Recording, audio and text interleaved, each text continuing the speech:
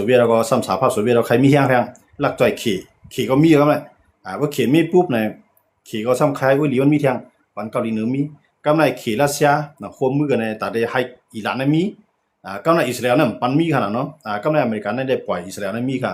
ในกำผาดุงฟ้าขนาดมันเดมีอยู่เก้าเมืองไงที่มีนิวเคลียร์ประการได้นั้นป้าว่าอิสราเอลเมืองนึงครับเนาะประการอิสราเอลเนี่ยมันยอมรับว่ามันมีค่ะเปิ้นว่ามันมีอะไรก็มันเถียงมันมีอะไรก็มันว่าอิสราเอลมีไว้ครับกำไรแห้งเลยอิหร่านเต็มมีเนี่ยอิสราเอลซ้ำปันมีล่ะเนี่ยย้อนบ่อิหร่านเนี่ยเขาว่าซบน้ำนั่นเนาะลาดว่าเขาเนี่ยเป็นเมืองมุสลิมอันเด็กกวาดล่างเป็ดยิวนะอิสราเอลมาในเมืองอิสราเอลมาเนี่ยอย่าเพียมีในลุมพะเพราะเขามีนิวเคลียร์เมื่อไรเขาได้ปล่อยใส่เมืองในตั้งสุดบนก็ในอิสราเอลเนี่ยมันใครมันมีขนาดนั้นนะเพราะเอาพวกมันจะนั่นแหละอย่างไรวันมันในอิสราเอลซ้ำเอานิวเคลียร์มังใส่อิหร่านนั่นเนี่ยมันก็มังไรเพราะมันมังใส่อิหร่านปุ๊บเนี่ยมันผิดอ่ะนะมันผิดหรือนั่นรัสเซียเขาขี่เขาก็จะมังมันป้าอิสราเอลนะยันว่าจะนั่นเลยอเมริกันก็เต็มหันดีมันเต็มมังมันไปถึงที่เตือกเนี่ยนิวเคลียร์เนี่ยมันเต็มมันมีไว้ในเหมือนจังว่าเขามีของดีไว้ในมือก็ว่าจิว่าพวกเขาพวกเปิ่นมาเฮ็ดให้เขาแห้งน่ะเตรียมไรใจนะเหมือนจังเขาอยู่อย่างรัสเซียเนี่ยมีไว้6เข็งลูกเนาะ6เข็งในต่อเทือนบ่ได้ในรัสเซียเนี่ยพัดใจนะพอมันใจมันก็ฮู้ว่ามันเตรียมรอดนะพอมันใจมาปุ๊บเนี่ยอเมริกันก็ได้ยี้ใส่เมืองมันฝรั่งเศสก็ได้ยี้ใส่ในเมืองมันอังกฤษก็ได้ยี้ใส่ในเมืองมันนะริมดีอิสราเอลก็ได้ยี้ใส่รัสเซียก็เป็นกว่าไรนั่นบ่จังได๋ดอกว่าพวกเขาจะในยูเซรัสเซียเนี่ยมันจะอย่างขี่เขาอยู่อะไรทั้งเดียวนิวเคลียร์เขามาจอยรัสเซียเจ้าเกาหลียากินจ้อมเนี่ยมันฮัดจอยกันเนี่ยเดี๋ยวยอมปล่อยรัสเซียล่มรัสเซียก็ฮู้ครับเนาะรัสเซียก็ฮู้ว่าพวกเขายืดตั้งกันได้ซุ่มแต่ว่ารัสเซียในใครยืดอันนี้ก็จังยืดค่ะนะเช่นเลยอเมริกันในมือปานนั้นยืดใส่เกี่ยวปานได้แล้วเนี่ยมือนั้นเกี่ยวปานนั้นมีครับลูกเกี่ยวปานนั้นมีนิวเคลียร์ยาวก็ต่างเมืองนั้นมีไผมีครับมือนั้นอเมริกันในใจตื้อไรเนาะปางตึกลุงภาพปอกกำ2เนี่ยมันเป็นเกี่ยวปานเนาะเกี่ยวปานได้เลยซุ่มกว่าเนี่ยมันชุมยันเบอร์ปรมาณูฮอนิวเคลียร์นะครับเนาะซุ่มกว่านิวเคลียร์2ลูกในไล่ถอยเดียวนะเพราะว่า2บ่ได้กึดบางตึกมังมา2ลูกใน2บ่ได้กึดบ่กึดถอยขึ้นหมดซึกที่มันมีน่ะยอมเฮ็ดจอมหนังอเมริกันเขียนไว้บันเตรียมไว้บันใกล้ปักเปิงรักเมืองว่าน่ะเตรียมเลยมีซึก2รักเมืองเตรียมเลยมีซึกนำเลยเสียในนะอเมริกันในเตี้ยใครตับซึกเกี่ยวปานในเป็นตับซึกอันแก่นคิดตัวเก่าเนาะถามว่ามัน2แก่นแข็งเกี่ยวปานในแก่นแข็งมันยอมเบอร์มันยอมตกลงว่าเขามีซึกกันนายปอซึกเขาอยู่ต่างเมืองจะได้ถอยหมดเตรียมไล่ส่งซึกออกกับต่างเมืองในกูว่าในเกี่ยวปานนั้นมันส่งซึกกับต่างเมืองได้เนาะต่อให้โอ้ยหลีมันยาปากตื้อในมันจังส่งกว่ายังเบอร์มันยาปักเปิงรักเมืองในห้ามไว้อเมริกันเตรียมไว้หั่นเนาะไผเป็นไผเป้ในก้นนั้นเป็นไผเตรียมปักเปิงหั่นน่ะนะยังเบอร์อเมริกันได้เป็นไผเป้ปักตึกไว้มือกูบอกได้ที่เป็นอังกฤษเนาะอังกฤษได้ลุกลามบนเมืองใต้เมืองเหนือจังว่าในกำผาในอันเป็นพระเอกเว่าในเป็นอเมริกันในเมืองมันในเมืองมันก็ใหญ่เนาะเมืองมันใหญ่แล้วก็กวนมันได้ป้อนน้ำนะอเมริกันได้มีหมอก3ปากล้านปลายกันกวนของมันป้อนน้ำก็กับกวนดีมันในนำน่ะอเมริกันได้ไผมาอยู่เมืองไหนมาเกิดในเมืองมันไหนมันเอากวนของมันเอาอยู่เป็นกวนของมันหั่นเนาะแกป่าอเมริกันได้เอาโคมโคมปิงหยาโคมเงินคำแต่ว่าอันเฮ็ดให้ขี่ปวดปล่อยไล่ในมันก็เป็นเกี่ยวปานเอาเป็นเกี่ยวปานจะเป็นอเมริกันนะอันเฮ็ดให้เหมือนจะหนังสหภาพโซเวียตนะมันตั้งอันเฮ็ดให้สหภาพโซเวียตก่อยก็มันเป็นอเมริกันอันเฮ็ดให้อังกฤษไล่ถอยขึ้นตับซึกกูดีๆเนาะได้ลงฟ้าในอังกฤษได้ยึดเปิ้นหลายภายกันเนาะอังกฤษไล่ถอยก็ย้อนเบื่ออเมริกันก็ในสหภาพโซเวียตในแห้งหลายๆนะในก็อเมริกันในเก่าคมเยอรมันเก่าคมอังกฤษเก่าคมหลายภายบางพื้นที่ก็คมทั้งขี่ตั้งการไปบางมีคั่นเนาะตั้งการไปบางมีทั้งสิ้นแต่ได้ปีกเปียดสหภาพโซเวียตก็ในเมื่ออังกฤษลุกลามเปิ้นเนาะเป็นอเมริกันนั่นก็เนาะเฮ็ดให้อังกฤษไล่ถอยก็ในเยอรมันเนาะเหมือนทางในเยอรมันก็ค่ายน่ะลุกลามเปิ้นทั้งของทั้งจานอเมริกันก็กาโคมสหภาพโซเวียตโคมขี่ตับเยอรมันเนาะเฮ็ดกำลึงว่าเฮ็ดให้เยอรมันซุ่มแต่ว่ากูเมืองเนาะวัดบ้านเกี่ยวปานน่ะในกูเนเซียทั้งยุโรปในเยอรมันก็เอาเหมือนทางก็พอเหมือนจังนั้นฝรั่งเศสว่าซั่นว่าจังนั้นเนาะฝรั่งเศสนี่ก็เป็นเมืองลุกลามเปิ้นเนาะเหมือนทางในปิ่นติดว่าจังนั้นก็ลุกลามเปิ้นก็เมืองจังนั้นซุ่มลงกว่าย้อนว่าซั่นย้อนไปอเมริกันอะไรครับเนาะแต่ว่าอเมริกันเนี่ยเป็นพระเอกในกำผามันในหูน้ำก้นน้ำก็ออกมาจู่กันในป้ายปิญญาเนาะจังว่าอเมริกันเนี่ยเฮ็ดให้ยุโรปเหมือนทางอังกฤษเนี่ยก็ถอยอังกฤษเนี่ยก็ลุกลามเมืองใดเมืองหนึ่งกำลังชุดมาอเมริกันแล้วแบบถอยเพิ่มถอยก็ตีโคมละลายเมืองให้มาอังกฤษหั่นเนาะกำลังชุดมาเนี่ยอังกฤษก็ยาเหมือนเช่นนั้น เยอรมันเขาในลุกล้ำอเมริกันเอาขึ้นมาโฮมอังกฤษในโฮมละลายผ่ายขึ้นตาบเยอรมันเนาะก็ในพวกสหภาพโซเวียตแข็งๆน่ะขึ้นโฮมเยอรมันโฮมอังกฤษตาบแบบมันเดี๋ยวจะในที่ข้าอเมริกันในเขาเนาะมื้อเดียวในขี่ในพวกมันลุกล้ำแห้งหนาล่าเนี่ยอเมริกันในเดี๋ยวก็โฮมมือละลายผ่ายตาบขี่ อเมริกันในเดี๋ยวจังนะครับเนาะมื้อเดียวในมันตาบแบบตุเตียนขี่จังว่าขี่ก็ฮู้ว่านั่นคือปังตึกเต็มเข้ามาถึงเมืองขี่ไรนั่นน่ะขี่ในจังว่าปังตึกเมืองอะไรเกิดก็ปล่อยมันเกิดแล้วอุกันแน่เอาเงาไล่ดีได้เนี่ยก็ว่าลึกๆได้หลักจ่อยนะเหมือนเจออันละแซ่เนี่ยปังตึกกว่าแน่ขี่ในเลยพ่อนดีทั้งนำทั้งหลายหนึ่งในเฮ็ดให้ขี่ในคืนมาเป็นหมาย2ของกำพานได้2มาในป้ายมังมีกูจิกูอันยุโรปเข้าในอเมริกันเข้าในปีกเป็นนั่นเนี่ยรัสเซียนำจังขายสู้ไผก็เลยมาขายป้อขายปี้เป็นขี่อันนั้นเฮ็ดให้ขี่ในไล่พ่อนดีทั้งนำกันเนาะมันเจอเครื่องเทคโนโลยีอันรัสเซียหรือเฮ็ดขีปนาวุธว่าสังว่าจังได๋เนี่ยขี่ในมันเดี่ยมจอยอันเป็นลูกหมักกองขีปนาวุธอันยาวกำซื้อมันเดี่ยมจอยจังนั้นมันจอยเขาว่าอันไหลมันน่ะเนาะมันจังว่าเครื่องกิริยามันก็เลยขายเป็นรัสเซียก็เลยเฮ็ดการไล่ขีปนาวุธแต่ว่าขี่ไล่พ่อนดีนำเลยบนว่าอันได้ปังตึกนะครับเนาะมันจังนั้นอเมริกันอิหร่านมังกันในขี่ในก็ไล่น้ำมันที่อิหร่านนะไล่น้ำมันกาคันพ่อๆไล่ที่อิหร่านก็กำนึงสุดมาอเมริกันก็หันว่าขี่ไล่พ่อนดีกันในเว้ออันนั้นขี่จังมาอเมริกันจังมาปิกปังหลายข้อมูลได้ปิกปังหลายโอมาเนี่ยอย่าไปให้ส่งบรรจุขี่กำเนิดมาขี่ก็อยู่ไล่เนาะเพราะว่าน้ำมันที่เนี่ยมาเนี่ยก็ขี่ก็ได้ทุกทางอย่างแต่ว่าขี่ก็อันที่อิหร่านได้มา10ปิกปังหลายข้อมูลได้ตื่นแต่เลยปืดปันนะขี่ก็หัดที่สามารถให้ปืดเนาะปันแห้งมันจังว่าให้ปืดนะครับเนาะแต่ว่าขี่เนี่ยมันรักแหลมจังนั้นเนี่ยเป้าหมายของมันเนี่ยมันเคยขึ้นมาขี่ข้ออเมริกันเลยเคยเป็นหมายหนึ่งเนาะจะว่าเมืองไรเฮ็ดดีต่อมันเหมือนจังหนังเมืองอันที่เป็นเมืองที่มันคุยสิเนี่ยพอมีปัญหาลองการขายมาคงมือเขียนอะไรเขียนอีหลีเฮ็ดก็กูเมืองนะบ่ได้เป็นยุโรปนะเพราะพิษระดับอเมริกันตอกแต้วอเมริกันแล้วมาหาเขเพราะว่าพิษทางรัสเซียแล้วมาหาเขแต่ว่าเขียนเนี่ยเป็นก้นก็ไปหับมือเมืองไหลกวาดผานเรียนมาหามันเลยเมืองไหลหลู่ตั้งจอยแถมลองการขายมาหามันเมืองมันใหญ่กันเนาะเขเนาะเมืองมันใหญ่ก้นมันนำแล้วว่าเมืองไหลที่มันเฮ็ดก็อะไรที่เป็นผู้นำมันเมืองลูกนั่นมันก็ได้เฮ็ดก็กล้าขายดอกก้นก้อนนั้นก็หนังหือที่อยู่ไรที่มีอำนาจย่อมเอาโคของน้ำลินหินผานั้นปันเมืองเขนะเหมือนจังหนังเมืองลาวจังได๋คํเขามีดีแล้วเขคุณในกุฏิกัมพูชาจังได๋เขามีสังในเขเอาอะไรกูเมียวนะมันดูว่าเขในโลปันแฮงเหมือนจังหนังหุ้นเสียนเขาหุ้นมาเนี่ยเขายิบเมืองว่าก็อยู่รูดแย่งกันเนาะเหมือนจังหนังเมืองมาเนี่ยก็มันก็เลยขึ้นมาก็ย่อนะก็อย่าไปเป็นพายดิโมคราซีเพราะเป็นพายดิโมคราซีเนี่ยอยู่ยามไรนะเขในหาลอกไล่เขลงเดียวนะอยู่กูแดงของท่านชุจีเนาะเฮียงเลยวันดีขึ้นดีมีหนองแหลงมายึดอำนาจว่าเนี่ยมันก็ย้อนเบิกเขเนี่ยจุดไพ่บันให้มันยึดอำนาจแต่ว่าพอยึดอำนาจปุ๊บเนี่ยก้นเมืองสู่เป็นสารรองของสู่พวกมันทบตั้งอยากว่ามาหาเฮาเจ้าคือทบตั้งอยากมาหาเฮาว่าพายดิโมคราซีพายคอมมิวนิสต์มาหาอะไรหมดแขนหับมือแต่ว่ารถทั่วรถไถรถขุดจอดตัวเมืองของตุ่มตู้ครับปานในเมืองใต้อันนั้นขี่เฮ็ดค่ะแต่ว่าขี่ได้พวกญาผู้นำเมือกก็เป็นพ่อนิตาขี่พวกญาผู้นำหลีก็ซ้ำเป็นพ่อนิตาขี่ก็อย่าเมืองมันก็ขี่ได้พายดิโมคราซีมันก็เฮ็ดก่อขนาดการขายมันปิกการโอเคนะแต่ว่าผู้นำเมือกนะเนี่ยก็มันปิกไปมักมีมันตื่นกล้าขายเหมือนเก่าปันแห้งนำปันเฮ็ดในแค่นแม่นลงเขาสุกหาเนาะมันเจิงเมืองมาน่ะปิกเมืองน่ะยุโรปเขาเข้าถึงอาเซียนเข้าถึงการไปบางมีได้ในขี่ไรหมดเขาดูตั้งแต่จอมแลนดินใต้ไทยต่อบ่ถึงแลนดินยางในไทยต่อบ่ถึงในเมืองของตุ่มปัดปืนนักเสียงขี่ได้ใครคุณน้ำมันดีแล้วใครได้แก๊สดีแล้วใครได้ถ่านเฮดีแล้วละเลเอิร์ดดีแล้วเลเอิร์ดดีแล้วทองคำดีแล้วขี่ให้ไรหมดค่ะจังว่าขี่ในมันลักลิงเนาะขี่ในมันลักลิงเนาะมันเปิ้นอันก้นเท้าใต้เอากันเลยว่าผือตาเฮ็ดก็ขี่ตามีหน้าห้ามันน่ะพี่น้องขอบคุณด้วยครับพวกก็เฮ็ดก็เขาปุ๊บน่ะหลุดเลือดเฮากำลือน่ะเป็นค่าเขา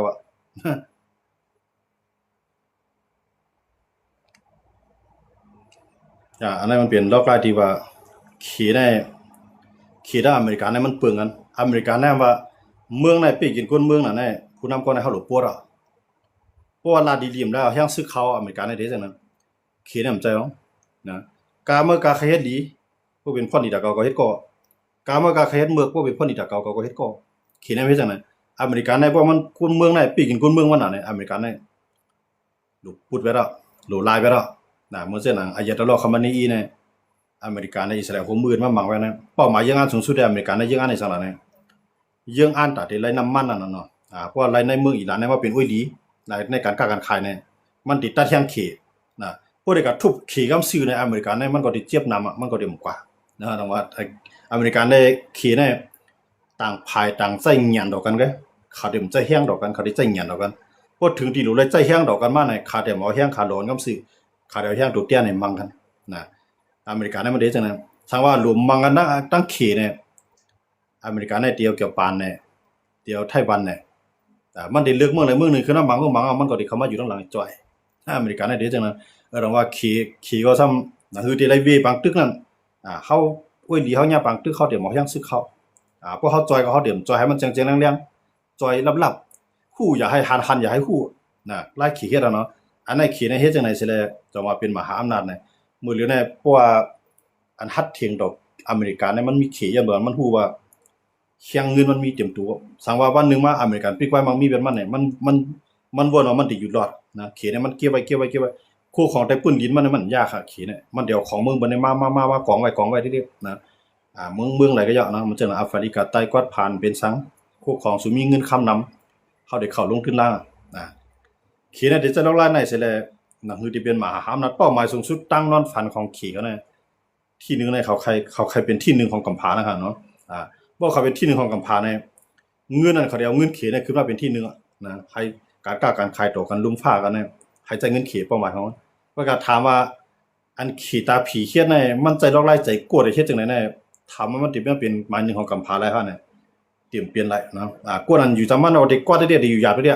กำลังสุดว่ามันก็ได้เลือกตั้งใหม่กวนก่อนมักมีว่าเฮ็ดก็ขี่ได้ผิดยันเมืองมือขี่ได้กว้างอย่าไปเลยก็กล้าขายดอกมันก็ขายได้นำเมืองจังได๋ก็อยู่รอดแล้วค่อยก็ว่าเตรียมปันขี่ในขมงำมันจังเมืองไทยจังได๋บ่ได้ในป้ายมังมีตกมวยันมื้อเช้าเนี่ยยันบ่ขี่ขมงำป้ายมังมีของไทยครับมันจะนำโครงการจากว่าโครงการอันใดก็ยาเนาะขี่เนี่ยเอากวนเข้ามาปล่อยเอาป้ายปิญญาเขามันจะนำมันจะนำอันเฮ็ดออกรถยนต์หลายๆพื้นที่ขนาดหลายๆอันหลายๆยี่ห้อในคั่นนะหลายๆมีเนี่ยขี่ได้มาซื้ออยู่ไว้ในเมืองไทยก็ในไทยทำเอาใจขี่ดินะไทยในลงปองจึงไทยเนี่ยเอาใจขี่ที่ยันเมืองเนี่ยยันเบอใจใหญ่ไล่ขายมาข้าวเต้าน้ำขายมันขี่ใจใหญ่มาลงทุนล่างในเมืองไทยมาเป็นเจ้าของมันมาเป็นเจ้าของโครงการโรงงานหลายมิวครับนะว่าไทยเนี่ยพวกเขาไล่ผู้นำเหมือนเจ้าหนังผู้นำเหมือนเจ้าหนังผู้นำรุ่นเก่าเฮาเนาะคนเก่าคนเก๋โหโบราณเนี่ยตีออกออมตั้นเขเนี่ยเมืองไทยเนี่ยได้จมปลายมังมีเขาได้จมเพราะว่าเขาเรียกรายผู้นำเขาเอาอันออกป้ายวนออกการซึกเขานั่นนะอันเป็นเมืองไทยเนี่ยเขาถึงมีออกป้ายวนว่าเอาซึกยึดเมืองไทยเขาถึงมีป้ายวนจังซี่มันจังได๋ก็เลยมันเลขแข้งเลขาภายซึกก็เลยมันเลขแข้งเลขาภายคนเมียนหนาเนี่ยเขาได้เอาขึ้นมาเป็นผู้นำในเมืองไทยก็เลยที่มันมีปริญญาโรงเรียนอันปี90ตั้งตะวันตกนั่นน่ะเมืองไทยเนี่ยเขาบ่เก็บอย่าเมืองนั้นเขาสำรวจว่ากลัวอเมริกันเนี่ยมายึดเขานะว่ามันจังนั้นคนชั้นหุ่นใหม่จังได๋ขึ้นมาเนี่ยเขาเลยก็เช่นกับสอนมีปริญญาตั้งตะวันตกเขาได้โลกลายตั้งตะวันตกมาอุปเปิงก็ในคนทับคนเก๋จังได๋ได้ตกการตกงานยันบ่จังนั้นเขาทำหนังฮือเดเอามาลูก10ล้านเอาปานปูมาปานโปมาปานลูกปานล้านเนี่ยเขาได้10ล้านจังได๋เด้อนะเมืองไทยเนี่ยหั่นนะยันบ่จังนั้นเพิ่นจังได๋เด้แม่นขี่ครับขี่ในเกียกจังนั้นเกียกคนเก๋คนเฒ่ามาอุปเปิงวันเมืองยันเบิ่มันเต็มเลือกหลายตั้งมันได้เอาลองมันเขาว่าชาตินิยมเนาะมันเดี๋ยวลอกลายเอาเจ้อจ้าเฮาเป็นใหญ่เอาลอกลายเนี่ยเป็นใหญ่มีเดียวก็เกืองจุขี่อันนั้นแหละเข้าตั้งขี่ครับขี่นำจะจึงขี่นำจึงล่ะเนี่ยเอาป้ายมังมีเนี่ยเข้าได้เอาป้ายมังมีเข้าเนี่ยกวนหลงก็อะไรก็เลี้ยงอะไรก็ได้เลี้ยงกวนหลงก็อะไรมันเรียบลัดหยาบไว้หาลอกลายตั้งพิษมันโป้ใส่ลายมันเอากวนก็อะไรมาเตี้ยนั่นเนี่ยขี่ในใครจะลอกลายนั่นดอกเมืองไทยหมดเลยนะครับนะว่าเมืองไทยเนี่ยเพราะว่าเขานั้นฮู้ตูได้กำลืนมาเนี่ยเขาก็ดีบ่เคยเปื้อนตั้งลาวบ่เคยเปื้อนตั้งมานกำลืนมาน่ะเมืองไทยเนี่ยคั่นนะว่ากวนรุ่นใหม่เขาเนี่ยมันอยู่แล้วคั่นน่ะคนรุ่นใหม่เนี่ยบ่ขึ้นมาทางการเมืองแนวตั้งพินเรียกไข่เรียกใส่ตั้งพินต้องถึมใส่นะเมืองไทยเนี่ยคั่นนะยากเพิ่นกวนรุ่นเก่าอันโหโบราณน้องที่นั่นทำใจใหญ่ขี่เนาะเพิ่นใจใหญ่ขี่ก็แม่นร่วมเขาสุกมันฮะขี่เนี่ยมันหลูกกวนใจใหญ่มันหั่นแหละเอาไปมามีเข้ามาเนี่ยกวนไทยเขาเนี่ยปลายผู้เหตุการณ์นำปลายก็ทั้งยุโรปกับนำปลายก็ทั้งเกี่ยวปานทั้งเกาหลีใต้กวนรุ่นใหม่เขาเนาะเอากวนหนุ่มกวนกำเขาในเมืองไทยเนี่ยอยู่ยากเนาะการไปมามีเขาเนี่ยอยู่ยากเพราะอย่างมันเขาเลยเฮ็ดในซอยนะที่เหตุการณ์นักการหนาของใครเฮ็ดตกกันตกงานเบิดก็ต่างเมืองซ้ำไร ใส่กายใหญ่คันหลงเมื่อกว่าก็เป็นนี่เป็นขวัญจังมาเฮ็ดให้คนเขาในอีลงกว่าเมืองไทยในขณะย้อนว่าเนี่ยขี่ในเข้ามาด้วยน่ะขี่ในเข้ามาในจ้างคนต่างเมืองมาให้ลูกน้องนั้นก็คนขี่มาปล่อยเนี่ยว่าไทยในซุ่มที่ไหนนะย้อนเบิ่งเนี่ยเพราะเขาเฮ็ดก็ตั้งตะวันตกในการค้าการขายเขาเนี่ยมันแจ้งว่าตั้งตะวันตกเขานั้นเขาเจ็ดแคมอาหารเนาะอันนั้นมันมีสารพิษเด้อนั้นมันมีก้อนมันมีไหนๆเพิ่นขี่เนี่ยมันสนใจมันก็เฮ็ดอันเลี้ยงหมูเลี้ยงควายอะไรเนาะเฮ็ดอาหารสัตว์อะไรเนี่ยนะนั่นก็เฮ็ดอันป้อนเป้ก็ขายต่อต่างเมืองขี่เนี่ยเอาเด้อสนใจทางขี่ครับเนาะเมืองไทยเมืองเบิ่ต่างเมืองยุโรปเนี่ยเพิ่นเข้มงวดนี่แหละว่าไทยนี่ก็เลี้ยงเขาจุขี่นี่นะแต่ว่ามื้อนี้อันเปลี่ยนเฮือนเตียกอูเตียกว่าอันใหญ่อันโดงมันเนาะโครงการใหญ่อันโดงขี่ในจิ้มเข้าเอาคนไทยอยู่ตั้งหลังมันแหน่เอาคนไทยออกหน้าเขาเนาะขี่อยู่ตั้งหลังเป็นเจ้าเงินมันน่ะเมืองไทยในญาติในนำหน้าเนาะแต่ว่านั่นแหละว่าเขาเลยผู้นำออกเก่าเก๋ใครเอาเงินเปลี่ยนใหญ่เอาเงินของตึก7ตึกรวยไว้ในถงในท้องไว้ในเฮือนในเย่เนี่ยเมืองไทยนี่ก็เขาได้ทบตั้งหยาบเนาะวันมื้อหน้ามาได้ทบตั้งหยาบนะก็ไม่มันเจอเฮาคาจังได๋ขนาดมีตังเลยเขาโดนในยันเมืองเมืองเฮาน่ะบ่ขี่มาน่ะอยู่แล้วๆๆๆพะดึมเฮ็ดสังมันได้นะก็กับว่าเข้ากันในเมืองมันน่ะเตียกกะว่ากะเปียน่ะขี่เนี่ยแต่ว่ามันกว่ากันจังได๋ครับเนาะมันจังใต้เฮาจังได๋มาเมืองไทยเนี่ยบ่เหลียวในไทยนี่ก็เขาว่าคือมาหิมการหิมงานคนเมืองเฮาเนี่ยเขาก่อนกันเตียกแข่งกันยันเมืองแข่งกันยันเมืองก็อยู่หยาบคายบ่เหลียวนั่นนะก็กับเฮาก็มีตังเลิกล่ะเต็มมือก็ไปปิดตูพวกเมืองเฮาเนี่ยจุ่มนั้นก็ขาไปฮับแขนไปฮับมาให้ลูกน้องก็ได้ลูกน้องนำสิว่าได้จ่ายเงินคั่นนะลูกน้องอะไรมายิบกองกวนก็มีนำก็เลยหน้าที่นำกวนก็มีนำก็เลยคู่ของเงินค้ำนำกวนก็มีนำก็เก็บซึกเลยนำก็เก็บขวัญเลยนำเนี่ยเขามือผายไรก็เมืองเขาคันเนี่ยแขนไปหาว่าเฮ็ดซึกได้ขนาดนะเกิดลูกมาก็ไปด้านใหญ่ก็ดูมาเป็นก้นเขามันเป็นจังนั้นได้ย้อนมาจังไหนก้นเมืองไทยเขาเนี่ยเอาอำจังปล่อยพาเมืองไทยเนาะเต้ๆในก้นเมืองไทยมาอยู่เมืองไทยนำอิ่มนางว่ามันจังมันไปกล้วยกับมันจังมีตังเลือกเฮาได้กว่าเมืองที่3มันจังเพิ่นในเมืองต่างเมืองมันจังกว่าเกาหลีใต้ในกว่าไต้หวันในกว่าดังตีในกว่าหอมปองอันนั้นเนาะกว่าหอมปองอันนี้ก็ลองนึงซ้ำไกลแท้ใจเงินนำแท้ไง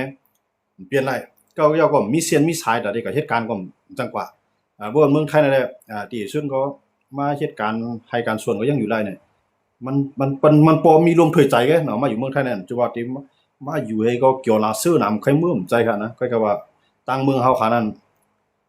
เสียนต่างเฮาได้ไปในเมืองเฮานั้นมันเป็นเสียนต่างพวกน้ำตอนดาเฮาเนาะตั้งน้ำมันอ่านหนักกัดจัดปานลูกหลานนั้นมันปืนปางปันก็ต่างภายก็ตัวเงาลายมันเนี่ยอันเปิ้นอยู่ไว้ก็อันบ่เฮ็ดบ่สร้างก็อยู่อะไรไว้กับเจ้าให้เจ้าหน้าเมืองเฮาขาได้แหละ1อยู่ยากปานนี้ย้อนมื้อซางนั้นคู่ของกาขันป้อเฮาซื้อคู่ของบ่นำกาขันใหญ่อันเฮาบ่เฮ็ดจังซั่นเนาะอันเฮาบ่เฮ็ดกาขันใหญ่อันเฮามีเฮ็ดได้บ่เฮ็ดทำขายกาขันป้อเนี่ยคนเมืองเฮาก็ได้อยากนะแต่ว่าอันที่ถ้วยใจเฮาเนี่ยมันอันร่วมถ้วยใจเฮาได้ตึกถ้วยใจง่ายเนี่ยเมืองไทยก็เอาหมดเลยในเมืองไทยนี่ก็เขายอบเตะยอบวะเนาะจอมตรงให้ตรงหน้าเข้าได้เรียนเมืองเนี่ยย้อนไปคนเมืองเขาเนี่ยกัดตุกย้อนมองจึงเฮาที่กัดตุกย้อนว่า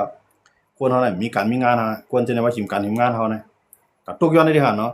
ก็ว่าค้ำเกโครงสร้างมันน่ะนะเมืองไทยเนี่ยค้ำเกโครงสร้างมัน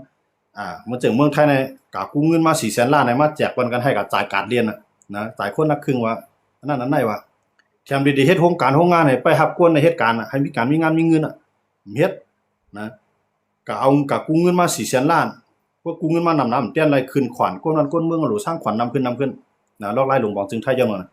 ออกเก่าเก๋ลงบองจึงเมืองไทยหมดแล้วออกเก่าเก๋ตั้นบ่เนาะนะคำตั้นบ่จังว่าเพิ่นคนแซนหุ้นใหม่มาเนี่ยก็มันจะว่าคนมีปิญญาขึ้นมามันมาจอมปอจอมเมจอมพี่น้องอันมันอยู่ไว้ในหลวงปองจึงไอ้ปานสิปานลูกศิลาจังได๋มาฮะนะเมืองไทยในกันนำบ่เดียวนะบางก็ได้มาเป็นรัฐมนตรีว่าได้มาเป็นผู้มีอำนาจในหลวงปองจึงมาฮู้สังหามันก็นะหมู่ทั้งแผนการงานมียอดเบอร์โปมันมีอำนาจก็โปมันมันขึ้นมาแต้นโปของว่านะเมืองไทยเป็นจังนั้นเพื่อจังนั้นตั้นกินบ่เนาะเมืองไทยคั่นนะคำตั้นกินบ่เนาะย้อนนั้นเลยต้องว่าพอคำมาด้วยเนี่ยก็ในพวกคนลงปองจึงเมืองไทยเป็นจังได๋เนี่ยคนเมืองเขาอยู่ยาวบ่แม่คนเมืองเขาอยู่ยาวก็ย้อนเขาก็แม่ก็ย้อนนำก็เกซังเฮียงการยานเมืองมาหิมการหิมงานเมืองเฮาเฮียงการยานเมืองมาเกิดลูกเกิดหลานเขากูเอาเงินเฮาในก็ซอยลูกหลานเขาเฮ็ดก็สอนก็ย้อนทุกย้อนจังได๋ก็ไม่หลวงปองจึงก็จังเกปานอาสร้างปานอามิงมาที่ตำรวจก็เข้าตรวจเข้าเจ็ดเข้าทัดยอบก็จะว่าย่อไปส่งปอกย่อไปเอาเงินให้ขึ้นปล่อยย่อไปเอาเงินให้ขึ้นปล่อยใจลอกลายนะครับหมดเหลียวเมืองไทยดังว่าอันนั้นเฮ็ดให้เมืองไทยในพอมาเตยหมดเหลียวเนี่ยพอตั้งนานให้เขาปล่อยขี่ครับเมืองไทยนะ ว่าเขานั้นไหลผู้นำใหม่นะผู้นำใหม่เขาก็ไหลขึ้นมาก็มันเป็นผู้นำมาสายปอสายเมสายปีสายน้องบ่เฮ็ดจังนั้นน่ะมาก่อนเฮ็ดมา20-30ปีนะหมู่ปู่มันก็เป็นคนในเฮือนเขาถึงว่าปานปอมันคนในเฮือนเขาถึงว่าปานลุงอีมาแทงหลานมันอีใส่แทงกำในอันเป็นคนเมืองน่ะอยู่หยาบเดียวนะคนเมืองในคนแซนหุ่นใหม่เมืองไทยในยาวปริญญาตรีว่าปริญญาโทว่าเนี่ยจะให้การหากำในออกนอกเมืองได้บ่ก็ออกนอกเมืองเอาเป็นนี่เป็นขอรับนะจ้องเอาเงินบ่ได้กู้เงินดีกว่าสร้างนี้มากำในลูกหลานพ่อแม่พี่น้องอยู่ด้านหลังการใช้จ่ายก็สูงแฮงน่ะการงานมีอันกว่านอกเมืองก็ส่งมาอันอยู่ด้านในก็กินในจ่ายเสี่ยงเมืองไทยคนเมืองไทยคนเมืองใต้หมดเลยในใครก็เมืองไทยมันติลีหรือเมืองเฮาหันใจแน่เนาะก็กะว่า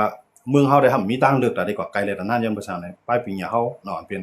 กันในเบื่อคนแซนหุ่นใหม่เฮาในยาวจันเกาจัน10เมืองเฮามาในจังเหตุการณ์ที่ใดครับลุงนะอันนี้ก็เป็นอันเท่าตั้งอย่างเนาะแต่ว่าเกี่ยวกับเงาลายเงาวันเมืองเกี่ยวกับเงาลายนอกเมืองในเมืองนั่นเฮาเข้ามาด้วยเงาลายมันเนี่ยบ่ขี่เป็นที่นึงได้ตีปึงได้มีภัยเนาะก็กะว่าตาได้เปลี่ยนนี่ก็ตึกขึ้นไกลอยู่ขนาดอันนี้เขาขาดด้วยเงาลายมันเนี่ยอเมริกันเนี่ยที่ขยายปีกที่ขยายอำนาจเนาะที่แจกอำนาจมันเทียงกาหือเนี่ยเขาขาดได้สิไปด้วยแต่ว่ามือหรือในอเมริกันในขีดเนี่ยมันมังกันเนาะครับก็มันจะการยื้อกันเนาะมันเป็นการที่ว่าเกาที่อ้อยลีเพออ้อยลีเกาเกาที่หาอ้อยลีเลยนำเรือเพอกำไรเกาที่หาเงินค้ำเกาเลยนำเรือเพออเมริกันเนี่ยเขาเขียนด้วยในเขาดูอเมริกันในขีดเนี่ยนะรัสเซียเนี่ยมือหรือได้รัสเซียได้มันจังตรงอย่างว่ามันก็หลุมมังยูเครนในยูเครนก็จังถอยยุโรปก็มันถอยนะยุโรปก็จอยมันได้รัสเซียแต่ว่ามื้อนั้นรัสเซียมาค้ำเป็นหมาย2ของกำพาเย็นกว่าเป็นหมาย3ของกำพาเขเกี่ยวขึ้นมาขี่คอรัสเซียมื้อนั้นเขียงต้านฮู้ว่าใครเปลี่ยนนะอเมริกันคั่นเนาะแต่ว่าเฮาเข้ามาด้วยมหาอำนาจของ3ตัวเนี่ยอันเป็นอันที่ได้กำพาศึกษาเอาเนี่ยมันเป็น3ตัวเนี่ยอเมริกันขี่รัสเซียนะอันที่ได้กำพาลุงพัดศึกษานะก็กับรัสเซียนั่นแหละมันว่าตอนตะคนเมืองใต้ได้รัสเซียนั่นก็มันก็ปัญหาซึกมัน